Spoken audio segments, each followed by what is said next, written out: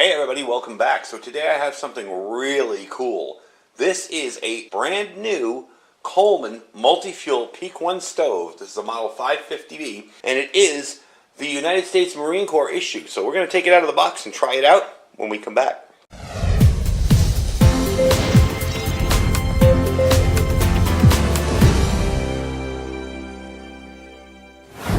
Alright everybody, welcome back. So I wanted to show you this today. This was something I picked up literally last night. I am doing this video today as we speak. Sometimes I'll do videos days ahead, you know. This is going to be done right here, right now. This is a brand new, this is new old stock. This stove, I guess from the stories I've been reading on it, this was issued to the Marines. These GI stoves were issued to the Marines in 2003 during the invasion of Iraq. Basically, they are multi-fuel, but they're not the traditional Coleman dual fuel. By multi-fuel, they mean Coleman fuel or kerosene, not Coleman fuel or unleaded gasoline. So, these come with two different generators. We'll show you those in a minute. This is brand new. I mean, it's never been used. I don't even think it's been out of the box until I looked at it. And my friend and I do a radio show, preparedness kind of radio show on a local low-power FM station here with him, and I'm his co-host. And we do some trading from time to time, and I had a bunch of other radios that I wanted to get rid of, and we kind of traded out, because being a product reviewer, you tend to get a ton of stuff, and sometimes it's like, do I need 5 of these? So we traded out, and he had this. This was found in a storage unit with a bunch of other stuff. He had a bunch of other cool stuff with him that he brought to show on the show. So the show is also live on Facebook, so I'll have to give you the information on it if you want to watch it. It's on Monday nights. So anyway, this was one of the things that was in there. So we're going to open up the box and take a look inside, and we're going to burn it and give it a burn test and see how quickly it can boil some water. But first, let's get it out of the box here. Even has the national serial number on there, the NSN. And as you can tell, the box isn't even all that beat up. So that's the box. That's it right there. And we'll move that before we do any burning, because this is a brand new stove, but it hasn't been used in years. So, I mentioned before about the generators. This comes with a switch out kit here to switch the generator and the instruction manual. We'll get into that in a sec. This is the stove itself. And as you can tell, this thing has never been turned on. You're going to witness its inaugural voyage. So, we're going to give it a shot here, and that's off. I wanted to make sure it was off. We're going to give it a shot here. One of the things that I've noticed on this stove, and I don't know if folks know anything about it, I see this ring here. This ring seems like it's kind of useless. I'm not sure if there's a purpose for it, so I don't want to take it off. But you can see it's just snapped on there, and it kind of hangs loose here. And every stove I've ever seen of this particular Peak 1 has that ring on the bottom. Anyway, the legs fold out. Pretty simple. Like this. This stove, by the way, any Coleman item, you can always tell when it was made by the bottom. This was made in 1095. Yep, 1095. Coleman, USA. Now these work fairly simply. You've probably seen people reviewing the stove similar to this on here. They're identical to the Exponent multi-fuel stove. So you've probably seen people use those on here. They're almost the exact same stove. So what we're going to do is, let me show you the different generator first. This is the one for Coleman fuel. You'll notice it's smooth there. And this is the one for kerosene. And you'll notice there's a little notch right there. So you always know which one is which in there. It does come with an instruction manual. And I believe this is for here to get that off. And let's take a look at the instruction manual real quick. So I'll tell you how to change the generator out, all that fun stuff. So let me fill this up with fuel and get my gear over here ready to go, and we'll give it a shot. All right, so I filled it up. I just used the, you can buy these. I just want to show you what these look like, and when you see them in Walmart. This stuff works too. Either one, I have a bunch of this stuff put away. I use this stuff for videos in the channel because it's just easier to pour.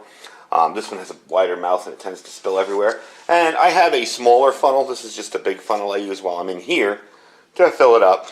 And it works fairly simple. I don't have it all the way to the top. I just have a little bit of fuel in there right now, probably about to here. Not going nuts with it, and I do have my tablet here to time it. We're going to boil 2 cups of water and see how quick it is. I'm going to get the fuel out of the way there. So basically, you're going to fill this up. Now this works as the same concept as a lot of other stoves. It has this generator that needs to heat up, but you can provide pressure to this stove so that there'll be some flame. It won't be efficient flame yet, but it will get set up and ready to go. So when this thing heats up, you got this vaporizing from up through here and sending the vapor in here, and that's when you'll get that really nice efficient blue flame. So it is going to kind of blow up in the beginning and be kind of crazy. I'm going to get this stuff out of the way, and we're going to try it out.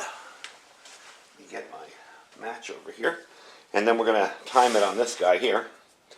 But the first thing you do is you do 15 to 25, I believe, pumps. So I've done about 20 pumps on there. We do have it on off right now, and it will click into place on off. I want to get this guy started because he takes a while to start up sometime. And we're going to move this to open. Alright, you notice I'm back, and you notice that the stove looks like it's been turned on. Interesting little thing with this stove. When I started it, when I pumped it up before, I started pumping, and that's when I cut the video and put it outside. I noticed it was leaking from down in here. So this was way, way, way far out. I had to put it in a little bit. So I screwed it in one turn, and it no longer leaked. But when I was pumping it and priming it and trying to light it, I noticed that that was leaking there. That would have been an ugly situation if that had caught, then spilled down here. So it's always good to test these outside. I'm glad I caught it, and we were cool, and everything's fine. But it seems to work now. So what I'm going to do is turn it on because it's already been heated. I took it outside after I tested it, after I tightened it, tested it, and it lit up. So basically what you're going to do is you're going to light it. It's going to glow orange, sort of. But this one's already going pretty good. Now I'm going to turn off the lights for you so you can see what that looks like. It's an amazingly clear blue flame. Really nice looking flame. Let me turn off one of these side lights here. And that one here.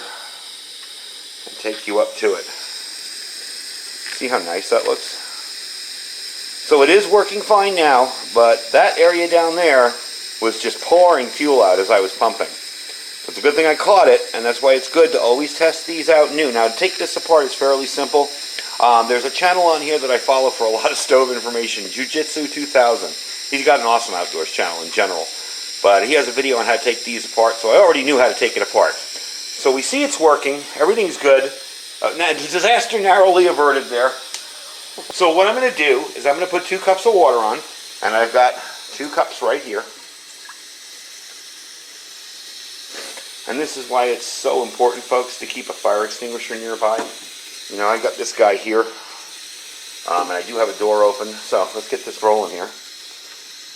Let's get it open, and whoops, start it. Yeah. Alright, so we'll add a couple of seconds onto that. We'll add like 30 seconds on because I was talking. So let's see how long it takes to boil 2 cups of water. Once this gets going, it's got a really nice flame to it. You can see it's going really, really well. I am really glad I caught that because that could have been a real mess. It looks like I'm going to need to adjust the... no, it's on there straight. I thought it wasn't on there straight because that looked a little crooked. But it's working good now. But it's good to do that. And it's good to test these stoves outside. Especially an older one that you're unsure of its lineage. You don't know where it's been. You don't know how it's been stored. To me, it looked like from the factory, because it had never been lit. From the factory, they didn't have it down in there deep enough. So one turn and it was fine. It stopped leaking right away. I'll bring you back when we got boiling water. 2 minutes, 15 seconds, 16. We've got bubbles coming up from the bottom, so it should be going pretty soon. Looks pretty good so far. I'm really liking it. I'm glad I caught that little problem we had down there, but it really wasn't a big deal. If you've been around these kind of stoves long enough, you'll generally know what to do. It was really far out, too. I kind of noticed that when I was taking it out of the box. There was really a lot of thread out of that hole. So one turn and it stopped leaking completely. All right, bring you back when it's finally shut off the camera. There you go. 3 minutes, 39 seconds. Rolling boil. Definitely very, very cool. So I'm going to try to turn this down for you and show you how low. you can really get this to simmer really, really, really low. That is another nice feature of this particular stove. Turn it back up and off. And there you go. So, definitely cool. Let me dump this water and we'll finish up. Alright folks, so that's the Coleman Multi-Fuel Peak 1 stove model 550B. These are kind of hard to find. Not too hard to find, but they're occasionally, out there. I've seen them run anywhere from 120 to 190 online. For this particular model, the one with the national serial number on it, or national stock number, I should say. And you'll find them in some military surplus type sites on eBay.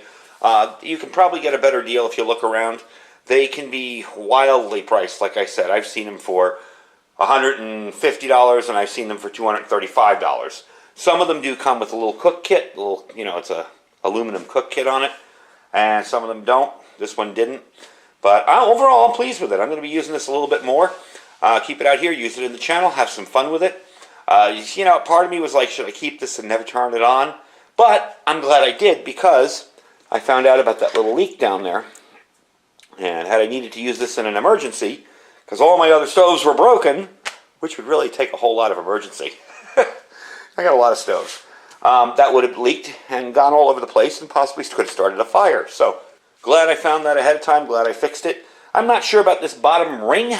It seems to be making it stand unevenly, this plastic ring down here. I almost think it's just for storage. I've seen them on a lot of different stoves, but I noticed the water was kind of this way, and this is all straight up top. As you can see, that's all perfectly straight up top.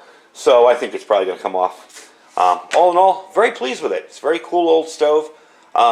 Very heavy for backpacking. I definitely wouldn't take it backpacking.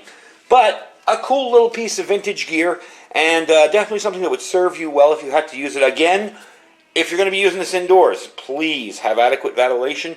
Please have a fire extinguisher nearby. I try not to use these stoves too much indoors when they have the Coleman white gas, because it is very flammable. Could cause you a lot of aggravation. Again, you saw what almost happened there, and that's why I stopped the video and brought you back after I fixed it. It's a fairly simple fix. I mean, this one screw comes out up top here, and the whole thing comes apart. This pops right out. This loosens up. You just spin it around one time. I had to take the knob off. You spin it around one time, put the knob back on, stick that back in there, everything just snaps together again. So it's not a difficult fix, but a very dangerous fix if I hadn't fixed it. So that's the Coleman Peak 1 stove, multi-fuel Peak 1 stove. Again, it's not true multi-fuel. It burns Coleman fuel and kerosene. It does not do unleaded fuel. But hey, for what it is, it's a pretty cool piece of gear. Anyway, folks, I thank you for watching. Don't forget to check out our links down below. We have our Food for Patriots link down there. It's 25-year shelf life, freeze-dried food, set and forget. You buy it, you put it away. It comes in nice storage bins. There's $100 off right now if you check it out on a 4-week kit. So check it out there. Don't forget to check out our Thrive Life link as well. If you're interested in different types of freeze-dried foods, there's got freeze-dried meats, everything there. You don't need to join anything. You can just go try it out and see if you like it. You can buy one thing if you have to, and I always let people know that, if you just want to buy a can of chicken and say, I'm not sure I like this, or wow, I really like it, you can do that with Thrive. And don't forget to check our Amazon store down below. I do not see any of these in the Amazon store. However, if I do happen to run across one of the Coleman Exponent stoves, I will put it there for you in the link down below. It's essentially the exact same stove, so it should be cool. Anyway, folks, I thank you for watching. Stay safe and stay prepared.